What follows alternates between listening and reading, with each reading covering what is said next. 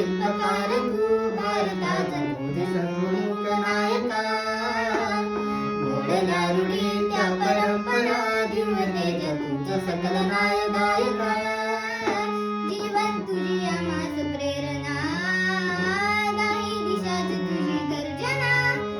Bhimraya